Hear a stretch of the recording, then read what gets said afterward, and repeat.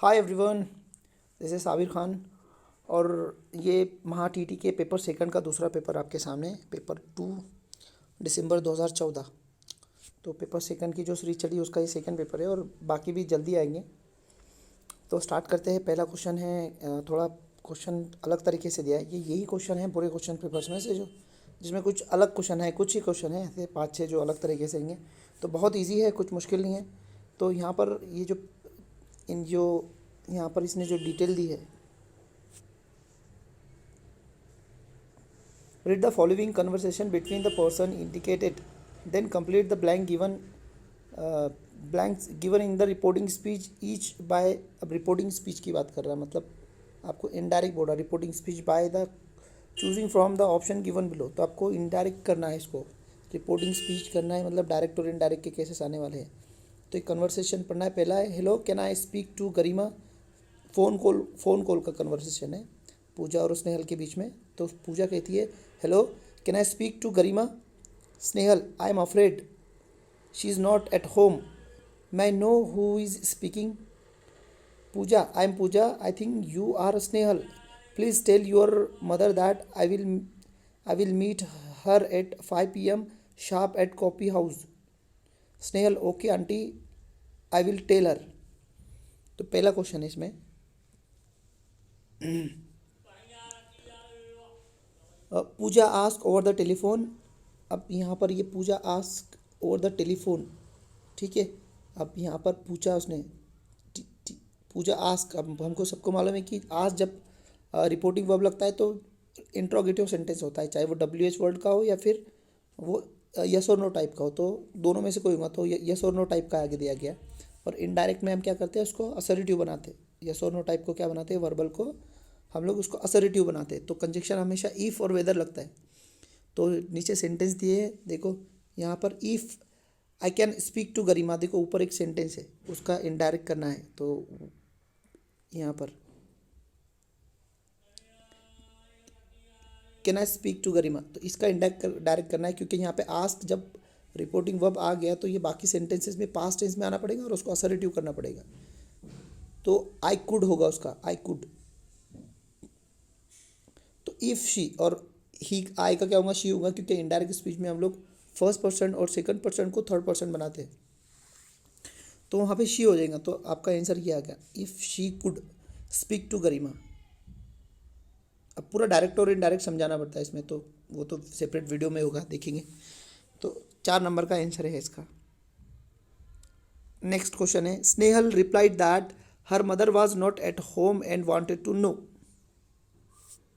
अब यहाँ पर हु इज़ स्पीकिंग, ये देखो इसका हु इज़ स्पीकिंग, तो इसका आपको इनडायरेक्ट करना है, मतलब उसका टेंस चेंज करना है। मैं नो हु इज़ स्पीकिंग ये वाला, तो सिर्फ इसको पास्ट टेंस करना है आपको, और कुछ नहीं करना है। हो गया आपका। तो who was speaking answer, who was speaking, ठीक है। This is the answer, because इसको यहाँ से असर्टिव करना शुरू कर दिया उसने। ये replied her that her mother, यहाँ से असर्टिव बनाना शुरू हो गया यहाँ से, तो इसलिए कंटिन्यू फॉर्म में सिर्फ आपको इसको हु वाज स्पीकिंग करना है। हो गया आपका आंसर। तो ये 2 तरह के थोड़े अलग टाइप के क्वेश्चन थे। नेक्स्ट क्वेश्चन देखते हैं, 3 नंबर का क्वेश्चन है। थोड़ा और जूम करता हूँ मैं ताकि आपको प्रॉपरली समझ में आए। Choose one which best expression meaning of the given word. Nauseate, इसका सिनोनिम देना है, बेस्ट एक्सप्रेशन देना है इसका। तो इसका मतलब होता किसी को तंग करना, परेशान करना, सताना, बीमार करना, इस तरह का मीनिंग होता है इसका। तो उसका जो राइट आंसर है, ये जो राइट मार्क किया है वहाँ पे सीकन करना, किसी को सीतन करना। नेक्स्ट क्वेश्चन है, choose the word nearly opposite in meaning to the underline word in the sentence. Sudhir used to disparage his neighbour every new one and then, every now and then. तो डिस्परेज का मतलब पूछ रहा है इसका, तो उसका कौन सा मतलब पूछ रहा है, अपोजिट। तो इसका मतलब होता है क्रिटिसाइज़ करना, किसी को भी नाम रखना, किसी को भी कम लिखना, यानी कि किसी को गिरा के बोलना, उसको बोलते हैं डिस्परेज। यानी हम लोग किसको क्रिटिसाइज़ करते हैं पर ऐसा नेगेटिव सेंस में करते हैं, यानी उसकी बुराई करते हैं इस तरह की। तो एक तरह उसकी बुराई करना, उसकी निंदा करना या गिरा के बोलना, कम लिखना बोलते हैं इसको जनरली। तो उसका अपोजिट आएगा, ये उसका सिनोनिम हो जाएगा ये वाला। और ये वाला उसका अपोज में आएगा। प्राइस करना, किसकी तारीफ करना, किसके बारे में अच्छा बोलना, उसको बोलते हैं प्राइस।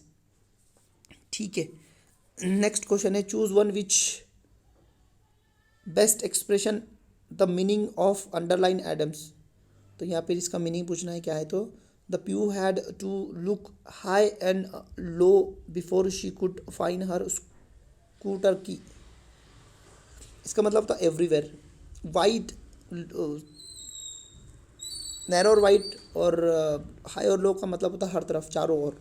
तो ये यहाँ पे एवरीवेयर, ये इसका मीनिंग है। ठीक है, सब तरफ देखिए उसने अपनी की इस तरह। नेक्स्ट क्वेश्चन है which one of the following pair is not correctly match as one word substitution for given phrase. अब कौन सा one word substitution properly match नहीं कर रहा है वो देखना है। A person who betrays a friend, इसको बोलते हैं ट्रीटर, बराबर है, ये राइट है। A sea bounded in the island archipelago, ये आर्चियोपेलागो का मतलब होता है a sea bounded bounding in the Iceland, नहीं नहीं, island, Iceland bounded by the sea ऐसा होता, मतलब उसने उसको अल्टर कर दिया है। सी के बारे में नहीं बोला जाता इसमें, आइसलैंड की बात होती हो। अर्ची पेलागो जो बोलते हैं वो आइलैंड को बोलते हैं, जिस और आइलैंड की जो अराउंड में समंदर होता है, सी होता है पूरा, तो आइलैंड को बोलते हैं इसको अर्चियोपेलागो, ना कि सी को बोलते हैं। तो यहाँ उसने सी को बोला है और उसके अराउंड में आइलैंड रहते, ऐसा नहीं, उल्टा बोला है उसने। तो यहाँ पर ये अर्चियोपेलागो मतलब एक कोई आइसलैंड है या आयरलैंड है जिसके आजू बाजू से पानी घिरा है, तो उसको बोलते हैं archipelago. Contempt of the God, blasphemy, बराबर है, ये भी बराबर है। A house for storing grain, godown, बराबर है। ओके, नेक्स्ट क्वेश्चन, ये कुछ पोएम दी है 7, मतलब एक आपको पढ़ना है इसको, और 7 to 9 क्वेश्चन तक सॉल्व करने। सेपरेट लेक्चर बनाऊंगा मैं, इस पर समझाऊंगा कैसा डील करना कॉम्प्रहेंशन में पैसेज को और पोएम को, तो आप बेफिक्र रहिए उससे। तो 7 से 9 तक है, तो हम लोग 10 क्या करेंगे। Find which part of the sentence has an error, इसमें एरर किसमें वो देखना है। My observation is that between Vinayak and Santosh is the most intelligent, no error. तो इसमें एरर ये है कि my observation is that between Vinayak and Santosh, Vinayak is more आना चाहिए, मोर, ये एरर है यहाँ पर।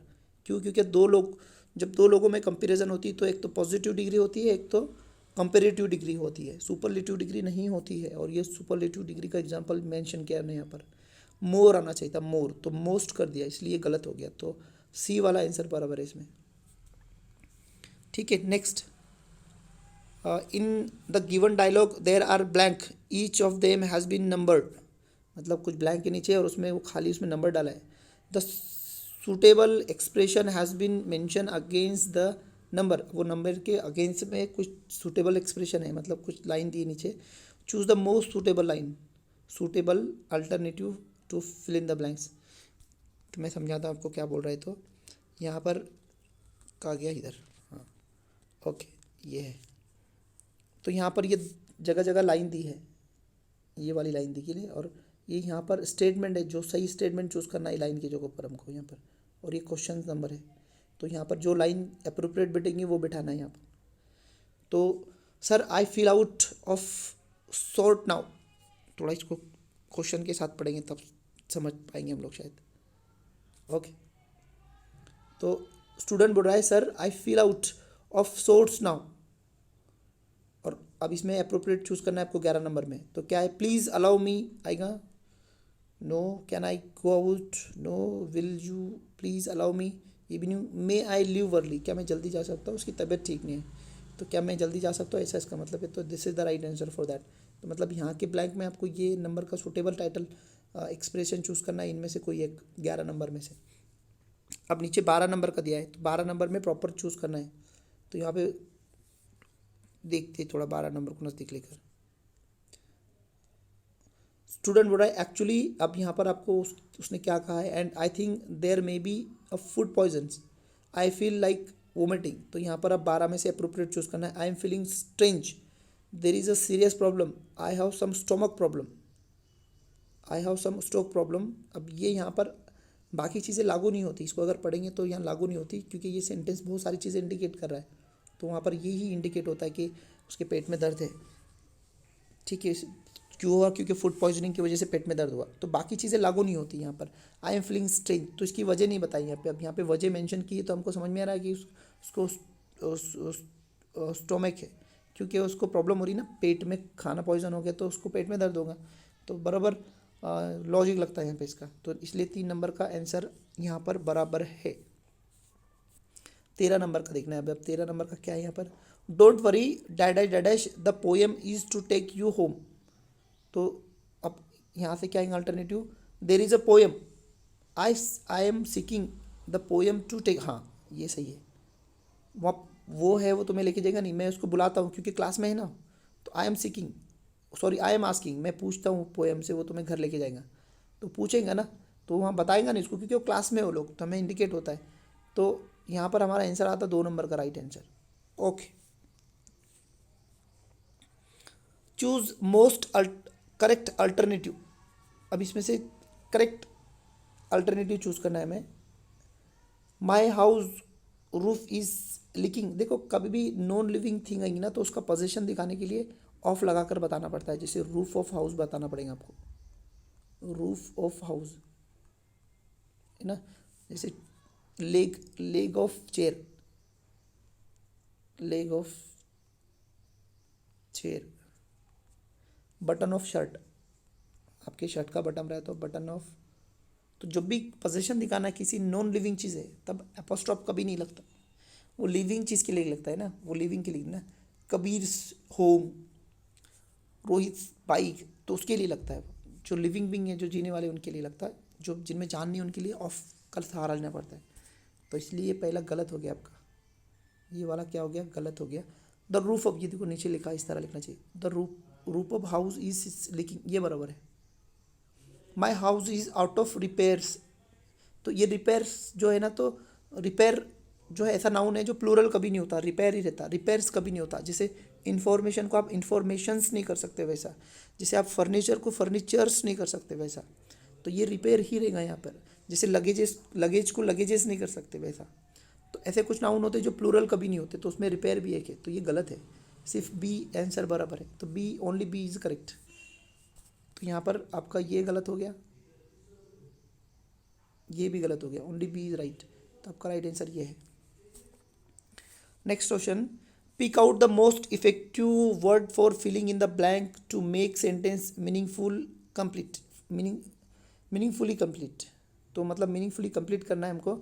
द अनरूली बिहेवियर, अनरूली बोले तो बच्चों का बहुत उद्धट बिहेवियर रहता है ना उसमें, मतलब बहुत लाजवाब बेलगाम बिहेव करते, कुछ भी बोलेंगे कुछ भी करेंगे, उसको उस तरह का बिहेव की बात कर रहा हूँ। अनरूली मतलब बेलगाम बिहेवियर, बेलगाम उसका सलीका तरीका।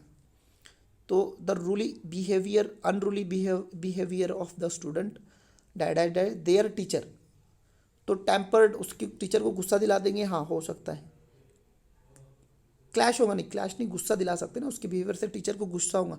टीचर कभी क्लैश नहीं करेंगे, एग्रीड नहीं होंगे, टीचर एग्रीड नहीं होंगे, गुस्सा हो सकते हैं। और इंसेंस का मतलब भी गुस्सा होता है।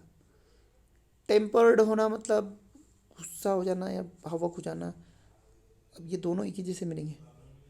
तो इसमें से आप कौन सा लेना है और कौन सा मतलब सही रहेगा। Unruly behaviour of the students, tempered कर देंगे मतलब गुस्सा कर देंगे नहीं, ये टेम्पर्ड मतलब क्या आएगा, मतलब जल्दी गुस्सा हो जाना। तो जल्दी गुस्सा होगा नहीं, उसको गुस्सा आएगा, इंसल्ट होगा, गुस्सा आएगा इसका भी। और से गुस्सा जल्दी आएगा लेट आएगा ऐसा कुछ वहाँ बोला नहीं है, बट गुस्सा आएगा, ये सही लग रहा है मुझे। तो 4 नंबर का आंसर है उसका मेरे हिसाब से। आंसर की में चेक कर लेना आपने, ओके, बट 4 नंबर का ही आंसर सही होगा इसका 100%। Choose most appropriate alternative to fill in the blank. Teacher ordered Kamal to leave the room and dash him to return.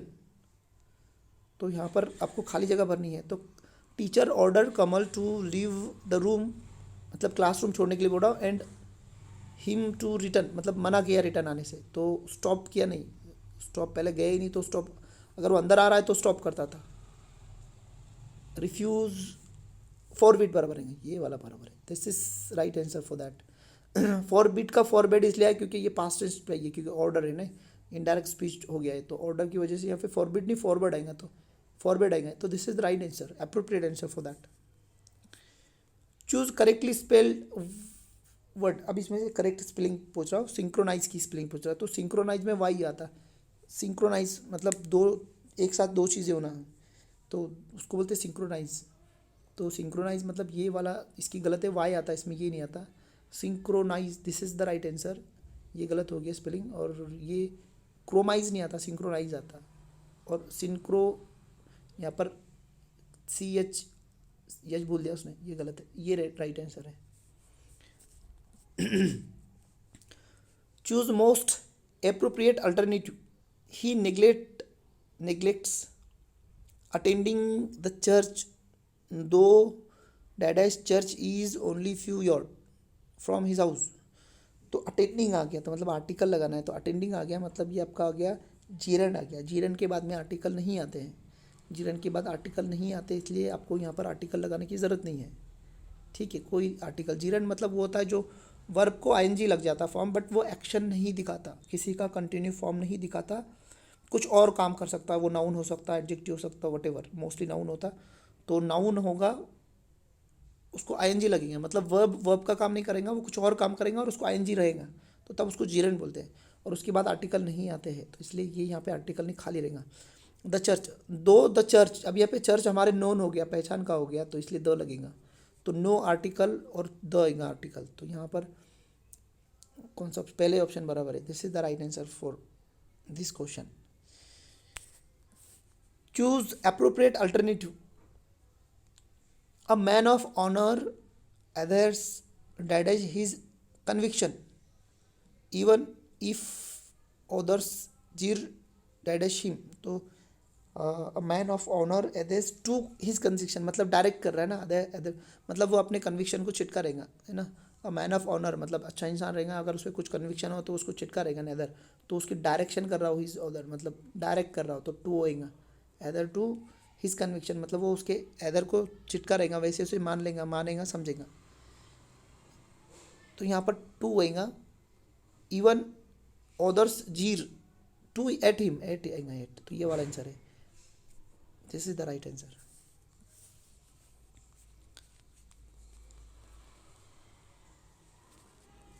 यहाँ पर फिर से नंबर वाला सिस्टम आ गया, ये क्वेश्चन एक choose appropriate alternative to fill in the blank, इसमें से अल्टरनेटिव लेना है, सही से भरना है।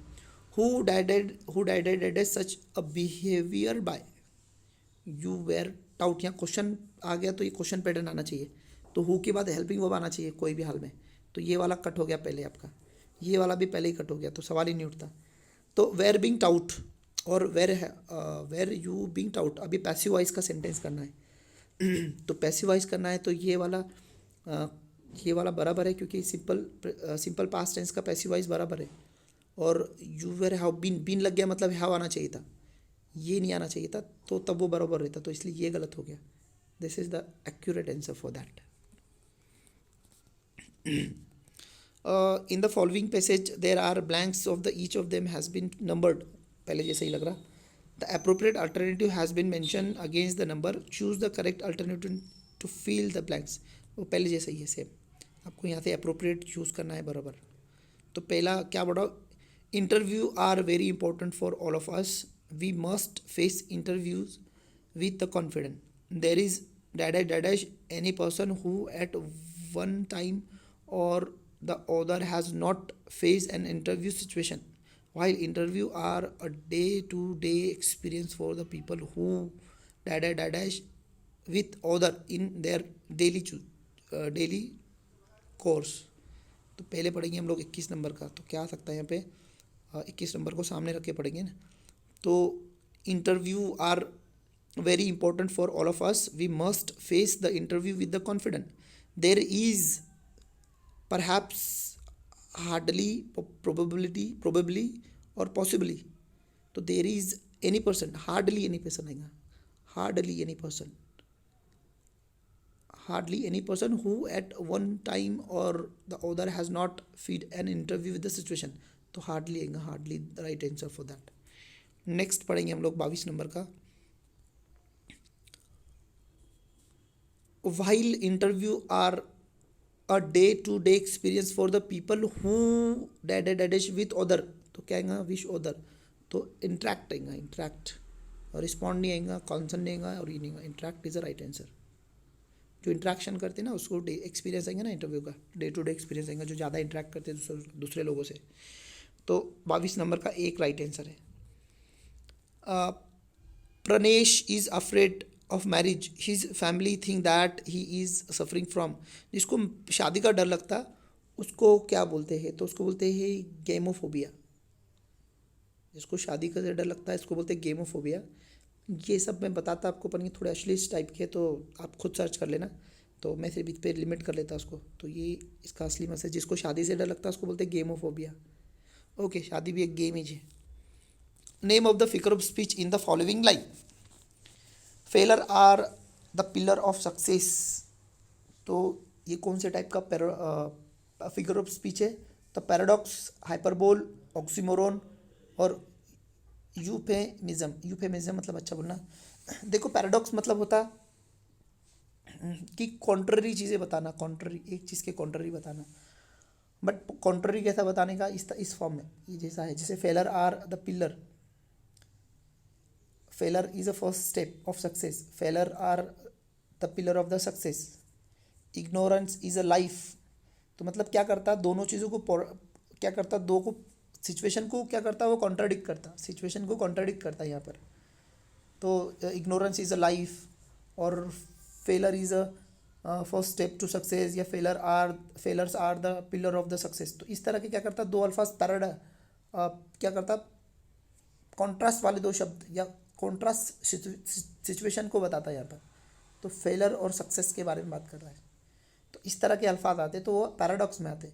ऑक्सीमोरन जो रहता तो इसी की तरह रहता, बट वहाँ पे दो अलग अलग मीनिंग नहीं रहते, और वो ऐसे दो सब्जेक्ट मतलब बीच में वर्ब नहीं आता उनके, वो एक के बाद एक आते हैं और दोनों का एक ही मीनिंग होता, तो दो कॉन्ट्ररी होते।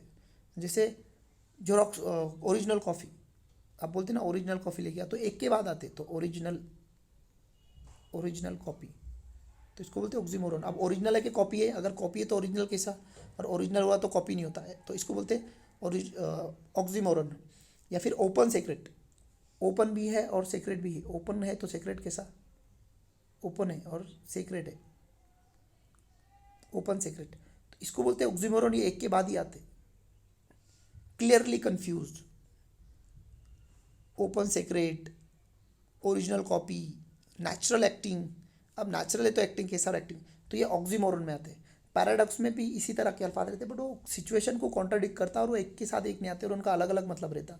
ऑक्सीमोरन में दोनों का एक ही मतलब रहता, बट वो कॉन्ट्राडिक्ट अल्फाज यूज़ किए जाते हैं एक के बाद एक, ठीक है। पर यहाँ पे वैसा नहीं रहता, यहाँ पर कॉन्ट्राडिक्ट तो होता बराबर है, बट सिचुएशन कॉन्ट्राडिक्ट होती है और एक वर्ब से पहले और वर्ब के बारे में होती, एक के बाद एक दो अल्फाज नहीं होते जिसका एक ही मीनिंग है। तो ये फ़र्क है इसमें, तो ये इसका आंसर है पैराडॉक्स। दूसरा है हाइपरबोल, मतलब किसी चीज़ को बढ़ा चढ़ा के बोलना, एग्जैजरेट करके बोलने का उसको हाइपरबोल, मतलब उसको बहुत बड़ा चढ़ा के बोलना उसको बोलते हैं। और ये यूफेमिज्म बोलते हैं अच्छा बोलने का, जो बहुत अच्छा बोलते हैं, सॉफ्ट बोलते हैं, मीठा बोलते हैं, जिनके बोल में बहुत एक मतलब एक रस रहता है, एकदम जोर रहता, दमदारपना। या फिर एक अच्छा बोलना, किसी को गलत नहीं बोलना, अच्छा बोलना, उसको बोलते हैं euphemism. Choose one which best expression the same sentence in the passive voice, इसका पैसिव वॉइस करना है हमको। तो Jack offered me a seat, तो यहाँ पे पास्ट टेंस आ गया, मतलब इसको पहले सामने लेना पड़ेगा और आई वॉज आएगा, आई वॉज ऑफर्ड जिसमें है वो सही है। तो यहाँ पर ये इसमें आई वॉज ऑफर्ड आया तो ये बराबर है, ये गलत हो गया, ये भी गलत हो गया। आई वॉज बीन आ गया यहाँ पे, इसको परफेक्ट नहीं करना है, सिंपल पास्ट टेंस ही रखना है, तो ये भी गलत हो गया, तो पहला वाला आंसर है, this is the correct answer. Next है choose the most correct alternative showing indirect narration for the given direct speech. तो डायरेक्ट और इनडायरेक्ट की कंसेप्ट है। My mother said to me don't run in the sun, ये हमने किए थे शायद पहले भी कोई पेपर में, रिपीट किया है इसको। तो my mother said to me don't run in the sun, my mother advise me not. देखो यहाँ पर आप एक बात याद रखिए, ये जो सेंटेंस है ये इम्पेरेटिव सेंटेंस है, तो अगर इसमें पॉजिटिव रहा तो सिर्फ टू कंजक्शन लगता और नेगेटिव रहा तो नॉट टू लगता। तो ये my mother advise me not to run, तो ये बराबर है और ये भी बराबर है। उसकी माँ ने एडवाइस दी उसको कि भाई धूप में मत जा, ठीक है, तो ये बराबर है। My mother forbid me to run in the sun. अब देखो यहाँ पे फॉरबिड का मतलब होता है नेगेटिव, नॉट टू, नॉट का मतलब होता है, और टू ऑलरेडी लिया इसने, तो ये दोनों का काम कर रहा है यहाँ पे, एक नोट का भी काम कर रहा है और रिपोर्टिंग वर्ब का भी काम कर रहा है, तो ये आंसर सही है। ये this is also right answer, तो ये दोनों ही सही है। माई मदर एडवाइज मी, यहाँ पे डू, यहाँ पे कंजक्शन टू या नोट टू कुछ भी नहीं लगा, इसलिए गलत हो गया। तो आपका ए और बी दोनों राइट आंसर है, 3 नंबर का आंसर रहेगा आपका। यहाँ पर इसको याद रखो, हाँ, जनरली ऐसा सोचा जाता, ऐसा समझ में आता हमारे कि यहाँ पे डोंट आया तो नोट टू कंजक्शन आना चाहिए, पर ये फॉरबिड के अंदर वो रिपोर्टिंग वर्ब भी है और वो नोट नोट वाला जो कंजक्शन है वो भी है, तो ये दोनों काम कर रहा, तो इसलिए यहाँ पर सिर्फ टू लगेगा कंजक्शन, तो याद रखना, ऐसा क्वेश्चन पूछ लेता। ओके, तो 2 नंबर का आंसर दोनों ही सही है, मतलब 3 नंबर का आंसर बराबर है। This is the right answer. आगे बढ़ते, fill in the blank by choosing the correct alternative. यहाँ पर हमको करेक्ट अल्टरनेटिव चूज करना है। The resistance offered by him the police arrest him concerning, यहाँ पर कंजक्शन लगेगा पहले, क्योंकि ये 2 सेंटेंस है ना, तो कनेक्ट करने वाला तो कोई कंजक्शन नहीं इसमें, तो कंजक्शन लगेगा। कंसर्निंग तो कंजक्शन नहीं है, वीविंग भी नहीं है, रिगार्डिंग भी नहीं, नॉट विथ स्टैंडिंग ये कंजक्शन है, तो ये आंसर सही है इसका। ये कॉम्प्लेक्स सेंटेंस है, एक ये वाला और ये वाला, अब आपको यहाँ पर कंजक्शन लगाना पड़ेगा, ये सब कंजक्शन नहीं है, ये भी नहीं है और ये भी नहीं है, दिस इज द कंजक्शन, और ये आपको वहाँ पे राइट आंसर। नेक्स्ट क्वेश्चन पे जाते हैं, 28 नंबर का। Choose the correct alternative, fill in the blank. The gold mind in India is dash the gold mind in Africa, superior than, more superior than, more. देखो यहाँ पर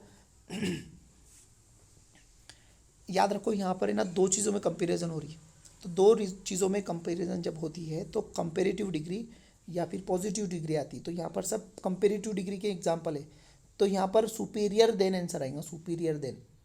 यहाँ पे मोर भी आ गया और सुपीरियर भी आ गया, तो ये नहीं होता कभी, ये दोनों एक ही चीज़ बताते, कंपेरेटिव फॉर्म बताते, तो ये इसलिए गलत हो गया। मोर सुपीरियर टू, मोर यहाँ भी नहीं आना चाहिए, जैसे यहाँ आएगा तो ये गलत है, और सुपीरियर टू बिल्कुल नहीं आएगा। 2 चीज़ों में कंपैरिजन हो रही तो सुपीरियर देन आएगा, एक गोल्ड माइन इंडिया के और एक अफ्रीका के, तो सुपीरियर देन आएगा यहाँ पे। बहुत सिंपल आंसर है। Choose the most suitable alternative to make the sentence meaningfully complete. If I know his address, तो इफ़ का सेंटेंस है, तो यहाँ पर इफ़ के साथ में सिंपल पास्ट टेंस है, तो इधर लगेगा कुड या वुड, कुड या वुड लगेगा, तो कुड या वुड या शुड भी लगता है, तो यहाँ पर सब वुड वाले एग्जांपल दिख रहे, तो वुड ही आएगा, तो हम कुड नहीं लेते, तो कुड और V1 देखो का है, तो क्योंकि ये सिंपल प्रेजेंट टेंस है, यहाँ पे वुड लगेगा और V1 लगेगा, तो ये वुड और ये V1 जिसमें रहेंगे वो राइट आंसर। तो वुड हैव नहीं आएगा, ये परफेक्ट टेंस में होता, कभी भी यहाँ नहीं होता। आई वुड हैव, यहाँ पे भी परफेक्ट टेंस यूज़ किया, ये भी गया।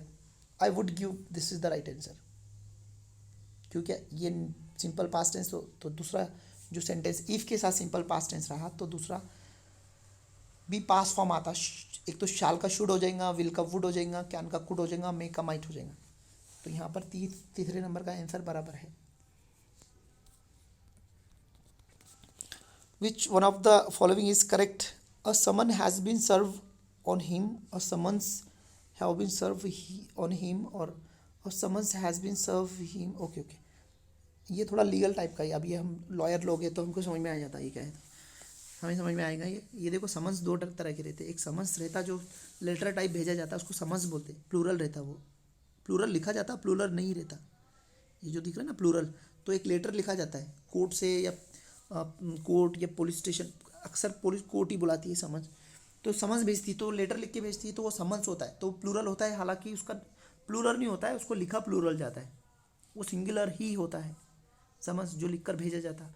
और एक दूसरा रहता ऑर्डर बोलते हैं उसको, मतलब ऐसा लेटर नहीं जाता घर पे कि भाई बुलाए तुमको आ जाओ, ऐसा नहीं रहता, एक रहता डायरेक्ट ऑर्डर रहता कि आ जाओ, एक लेटर रहता और एक ऑर्डर रहता, तो ये 2 अलग अलग चीज़ें। तो जो ऑर्डर वाला रहता है वो समन या समन्स हो सकते, सिंगुलर या प्लूरल हो सकते, कोई प्रॉब्लम नहीं वहाँ पे।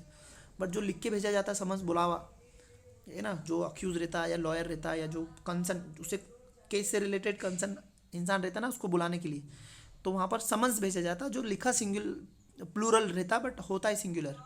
तो समन्स यहाँ पर भेजा है ना, हैज़ सर्व, तो सर्व हुआ मतलब लेटर भेजा है, कोई ऑर्डर पास नहीं किया उसने, जो समन किया जो उसको बुलाना है कि आके बैठ यहाँ पे, तो ये दोनों में फ़र्क होता है ऐसा। तो लेटर भेजा है मतलब समन्स जो सिंगुलर ही रहता, दिखता प्लूरल वो वाला, तो ही मतलब उसको तो सिंगुलर ही आना चाहिए। तो अब देखते हैं हमारा स्टेटमेंट क्या था। असमन नहीं है, ये गलत है, क्योंकि यहाँ पे यस लगना बहुत ज़रूरी है, तो ये गलत हो गया। असमन्स हैव, अब असमन्स हैव यहाँ पर ये बराबर है, बट ये उसने सब्जेक्ट प्लूरल ले लिया, तो ये गलत हो गया। हैव नहीं आना चाहिए था, हैज़ चाहिए, हैज़ आना चाहिए था। तो यहाँ पे अ समन हैज़ बीन सर्व, तो this is the right answer. यहाँ पर समन्स ये भी गलत हो गया, क्योंकि सिंगुलर लेना ही, दिखता प्लूरल बट सिंगुलर है, तो third number is the right answer. Okay, तो आई थिंक हमारा हो गए 30 के 30 क्वेश्चन। तो ये 2014 का दिसंबर का पेपर था, पेपर सेकंड का, तो हमने इसको डिस्कस करे। आपको कुछ समझ में नहीं आया तो आप कमेंट करके बताइए कि इसमें से कुछ समझ में नहीं आया या कुछ मुझसे मिस्टेक हुई, वो भी बताइए। और शेयर कीजिए इसे दोस्तों के साथ, जो भी प्रिपरेशन कर रहे हैं आपकी महा टीईटी का, उसको शेयर कीजिए। एनालिसिस बहुत ज़रूरी है, क्वेश्चन कैसे आते समझ में आता, तो मैं हर पेपर में बता रहा हूँ वैसा, एनालिसिस बहुत ज़रूरी है, तो मैं बता रहा हूँ आपको सभी चीज़ें। तो शेयर कीजिए आप लोग, और इस चैनल को सब्सक्राइब भी करके रखिए। और एक नोटिस ये है कि हम लोग लास्ट वीक में यूट्यूब पर पेपर फर्स्ट की पूरा पेपर फर्स्ट का रिवीजन लेने वाले हैं 1 से 10 तारीख के बीच। तो टाइम टेबल आपको मिलेगा, इस वीडियो को शेयर करो और बने रहिए साथ में। फिर मिलते हैं नेक्स्ट वीडियो के साथ, तब तक के लिए इजाज़त चाहूँगा मैं आप लोगों की। ठीक है, मिलते हैं, बाय बाय, अल्लाह हाफिज़।